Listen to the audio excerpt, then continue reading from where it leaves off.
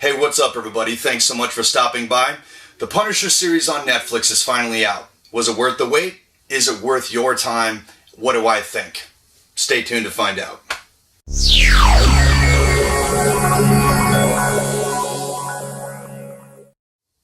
So at long last, us lifelong fans of the Punisher, Marvel's original, basically anti-hero, finally gets the television treatment, finally gets like the lengthy type of attention that guys like me feel like it deserves. This is in addition to the Marvel Netflix universe, in addition to Daredevil, Luke Cage, Jessica Jones, Iron Fist.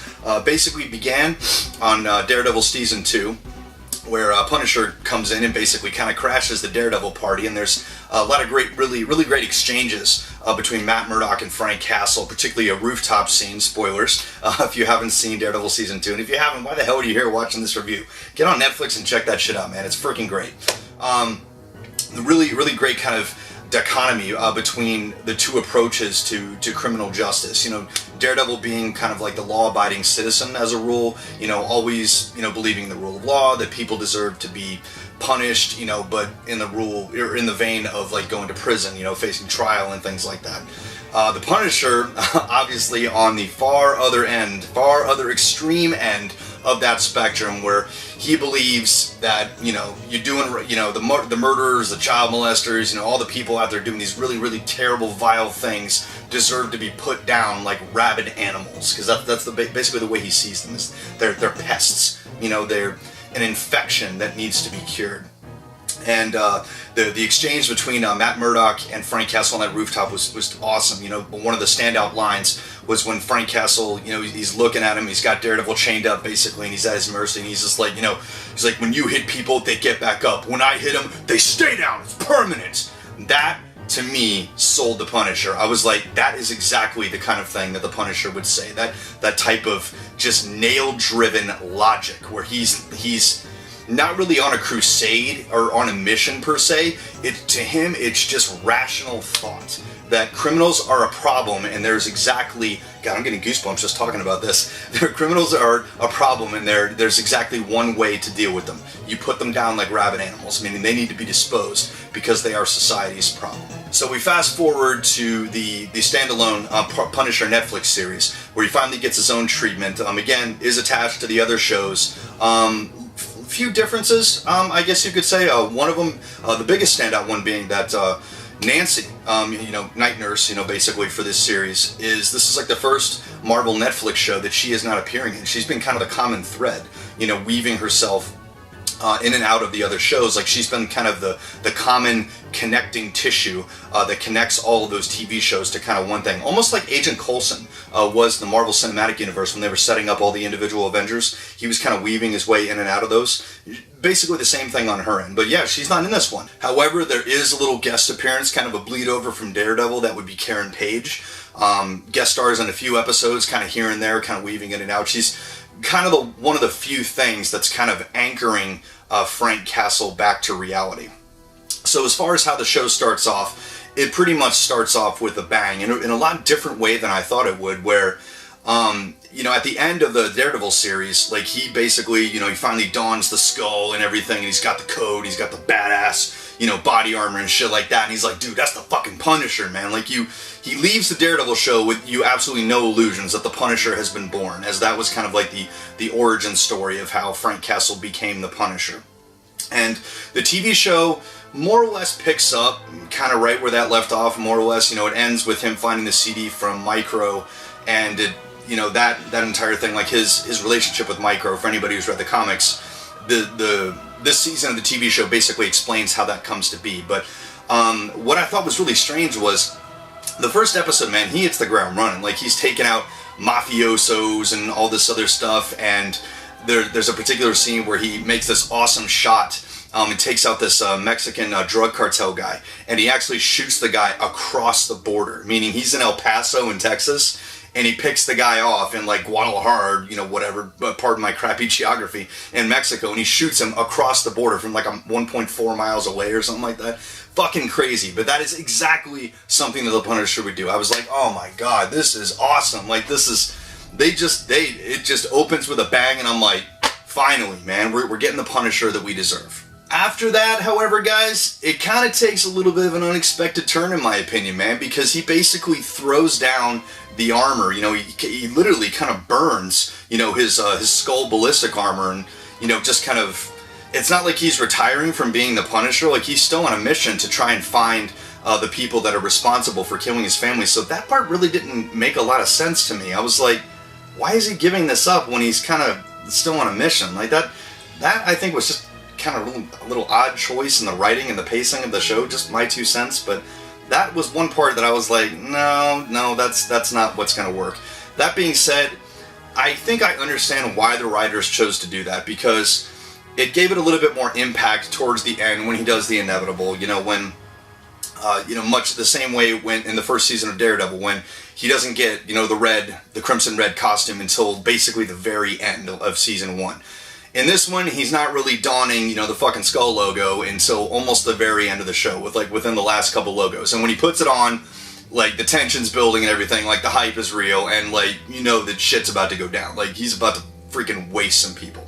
That being said, a couple things that I thought the show was light on. I was honestly expecting him to go on a lot more rampages. There's definitely some killing in this, guys. So if you're out to see the Punisher dispatch some criminals, he definitely does that. Not quite to the degree that I thought, where it would more or less be an extension of the comics, maybe, where he's like wasting people left and right. He almost kind of shows a tiny bit of restraint in a few degrees. Like, maybe this is the point of this first season, you know, since it more or less is an origin story, even though they kind of covered that in the second season of Daredevil, in my opinion. This was kind of just retreading old territory, but I digress. Maybe it's kind of showing how he becomes more and more disconnected, you know, from life and from, you know, reality and everything like that, where he's becoming kind of desensitized to it. Towards the end, I mean, he's in full-on Punisher mode. There's no two ways about that. But I guess I just expected a little bit more. You know, I expected maybe something from like the Welcome Home Frank kind of thing, or, you know, the rest of the Garth Ennis line of the Punisher, which a lot of people would consider the definitive run of the Punisher. I think the Frank Miller stuff is overrated. I mean, it's good, don't get me wrong, guys. Like, he was, you know, the Frank Miller Daredevil stuff, you know, all that kind of thing. It's great, you know, don't get me wrong. I just think that Garth Ennis did a much better job of captivating the character. You know, he's fresh off of Preacher and everything, and he, in my opinion, like, brought the Punisher back, you know, when he was all the Angel and all that other nonsense. Sorry, a little bit of nerd fanboy rage. He brought the Punisher back to its roots in a big bad way, and I was kind of expecting them to stick to that a little bit more, and they didn't really. Like, this was a very different take on the Punisher. Some minor criticisms I have to get, although, to be perfectly honest, Jon Bernthal did a fantastic job as far as portraying Frank Castle. He did a lot of little acting beats that I thought were awesome. Almost, you could tell he definitely did his homework on this and he really thought about it. Like, he's got this kind of like voice that he channels, almost like when Bruce Wayne becomes Batman. Like, this kind of like rage, you know, that he projects towards criminals when he's like, you can tell he's getting agitated. It's like his voice gets deeper, he starts shouting a little bit more, and, you know, when he starts shooting people, he has like, oh, like he's like the demons are coming out of him and stuff, and this is like the only way to let out his rage. So some minor constructive criticism that I could give the producers, writers of the show, and Jon Bernthal in particular, although his portrayal of the Punisher was more than satisfactory. You know, I'm not going to shit all over and just say he did a terrible job. Just a couple little minor things that me as a fan of the Punisher, I guess, was kind of expecting, and I didn't feel that this was really met. We just kind of went east-west on this, not necessarily north-south. Going back to the Garth Ennis thing, I guess I was just expecting a little bit of the less is more approach when it came to the Punisher's dialogue, because it almost seemed like Frank was a little bit too connected with reality for me. Like, he didn't really seem as unhinged as I thought it would be. I mean, he has kind of moments of that, you know, where he kind of goes off the rails, but I guess I was just expecting this guy who didn't like to talk to people, you know, very antisocial, and there was a little bit of that in the beginning, you know, when he's, you know, first starting out, he's working at a construction site, and etc., and like he, you know, a guy tries to make friends with him, and, you know, he basically blows the guy off and just says, I'm not trying to, you know, make friends or anything. So they did throw that in to a small degree, but it just felt to me like, you know, once he opens up to somebody like Micro, and I understand he's his partner, he just got a little bit too chatty. for me. And I don't know if that's the writing or if it's Jon Bernthal's take on it. I just felt it was a slight disservice to the character where I kind of wanted him to brood a little bit more. Like, I hate to use the cliche term, but I mean, just to be the guy that only talks when he really has something to say, not kind of rambles on. And Jon Bernthal was doing a little bit of Shane from The Walking Dead, where he did he didn't do any of this, thankfully, but he did do almost the kind of stuttering speech where he kind of repeats himself and stuff, and that just seemed really out of character for the Punisher. I understand that this is Jon Bernthal's interpretation of that. Just my 2 cents, guys. Again, I'm not shitting on his performance. I'm just saying I felt that it was a slightly off base from the character of the Punisher. So as far as the nuts and bolts of the show, wow, this is a violent show. I mean, I thought that Marvel's Daredevil, the Netflix Daredevil, really took it up a notch as far as what the Netflix TV shows could do. But man, this takes it to a whole nother level. I mean, not that you would expect anything less from the Punisher TV show. I mean, you want it to be violent and dark and gritty, where people die like horrible deaths and stuff, and a lot of people getting shot and stuff. I mean, yeah, there's plenty of that. Like, if you want, the gore kind of Carnage Candy stuff with, the Punisher getting shot and beat up and all this other stuff, they've got all that. They definitely took the realistic approach as far as that's concerned. So on that level, I've got nothing to add. They did a fantastic job. Some things that I felt, or rather that I was expecting that I felt were missing. Honestly, I wasn't really expecting this to be a continuation of the origin of the Punisher, not really. Like, maybe for the first couple of episodes, but that's basically the main story arc of this entire season. I felt that we kind of covered that in Daredevil Season 2 for the most part. Like, I understand that, that ends on a cliffhanger where he gets some information about who really killed his family and et cetera, et cetera. I get that that's the way they set it up. I was just kind of expecting that to be wrapped up a little bit more quickly, and then maybe the latter half of the season would be like he's in Punisher mode and it's time to kill some mafiosos and stuff. But they do throw in a little bit of a few Easter eggs here and there, like they threw in the Nucci's. Anybody who's read the comics, one of the famous families, like one of the greatest kills I think the Punisher has ever done is Ma Nucci. I mean, first, if throwing her and her cronies to the polar bears, because he basically only has a pistol and doesn't have enough guns to get the job done, and he's in a zoo, and what does the Punisher do? He improvises. Basically, punches a fucking polar bear in the face, again, this is the comics, not the show, and sets the polar bears loose on a bunch of freaking Goomba mafiosos, and they all get fucked up. That was awesome. I mean, I was like, holy shit. I mean, so Ma Nucci, the head of the Nucci crime family, gets her, like, arms and, legs amputated, basically, so she's just basically a torso and a head. Anyway, sorry for rambling there for a second there. But I'll never forget the panel of the comics when he's standing in front of the burning house. He's killed every member of the Nucci family, and Ma Nucci's, like, torso is, like, flopping around, and she's trying to bite him, and he punts her into the fire. He punts a armless, legless torso into the fire. So I thought that was really cool that they threw in the Nucci's, and it's kind of right out of the gate. I was like, oh man, he's going to take on the Nucci's. Like, yeah, this is what I want. There's no payoff to that at all. Like, they literally come in and go out, and that's the end of it. I have a sneaking suspicion that they're going to address that, probably in Season 2. Like, that will be, like, they're going to be seeking revenge on Frank Castle for the events of what happened here. If that's the case, fantastic, man. I look forward to that. Like, I want to see the Punisher in high gear. I get that they're basically applying the Daredevil formula to this, where, you don't really see him in his final form, or whatever you want to call it, until the very end of the first season. Again, much like Daredevil, where he's wearing, like, the black ninja costume, and then at the end he gets the red armor and he's freaking ready to rock. So I get it. They've got a formula. It obviously works. They're sticking to it. I just kind of figured that the whole revenge of the family thing would have been wrapped up before the end of the season, but the way they tie it in, to be fair, sets up the villain for Season 2. I'm not going to spoil that. I have spoiled a little bit for you there, but I'm going to leave that to those of you who haven't seen it. I'm going to go ahead and leave that one alone. I can tell you this, though. It is a very famous Punisher villain. If you are a fan of the comics like I am, you're going to know who it is right out of the gate. And the way that they show how this villain kind of comes to be who he is, the payoff is excellent. I thought that the way that they connected the dots, A to B on that, was absolutely fantastic. So in conclusion, what do I think? I got kind of mixed feelings on this one, guys. Did I like it as much as Daredevil Season 1 and 2? No.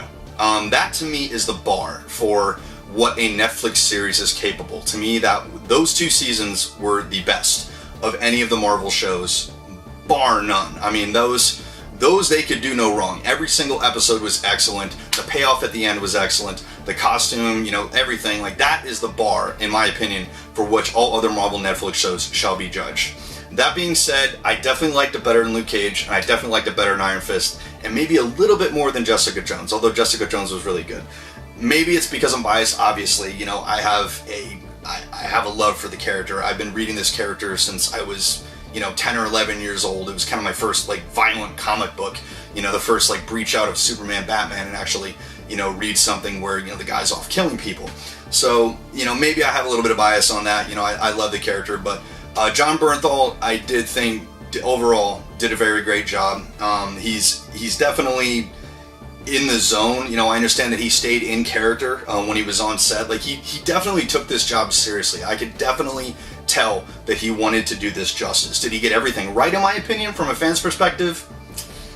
No, but he got the important stuff right, meaning he got kind of the darkness inside, where he's got kind of the dead look in his eyes and stuff like that, where he's haunted by the death of his family and stuff. And the death of the family thing, the way it tortures him, that part of it they really did right. I thought, just to show that this guy is just cursed, where he can't get this shit out of his head, and that is what is driving him to do this, is simple, just he wants to make sure that the bad guys are handled, because the law isn't doing him any favors. So do I recommend you watch this? Absolutely. You need to check it out. Even if you only like the other Marvel Netflix shows a little bit, I think you will like this. If you are a fan of the Punisher show, you'll like this. You may have a couple of little nitpicks here and there. Again, guys, every time they're going to do a comic thing, they're never going to get everything right. They're always going to have to make a few adjustments because they're transferring from one medium to another. But overall, did they do the comic justice? Yes, they did.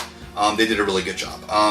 John Bernthal, my hat's off to him. I thought it was great that, he took the time, went to a comic book store, actually, asked for advice, did some reading material and stuff like that. The guy seemed to do his homework on what he was getting into, and it showed. Not in every way I wanted it to, but again, the important parts shine through. So thank you everyone so much for stopping by. Thanks for watching my first review of a television series. Never thought I'd be doing something like that, but these Marvel Netflix shows are freaking awesome. If you like this one, or if you like this review rather, and you'd like to see my opinion on more things like this, go ahead and shoot me a comment below. Or if you thought it was absolutely terrible, well, sorry, but I guess leave a comment below. I'm not going to filter any of those out as long as you're polite. But again, thanks everyone so much for your time. I appreciate you stopping by, and I will see you next time.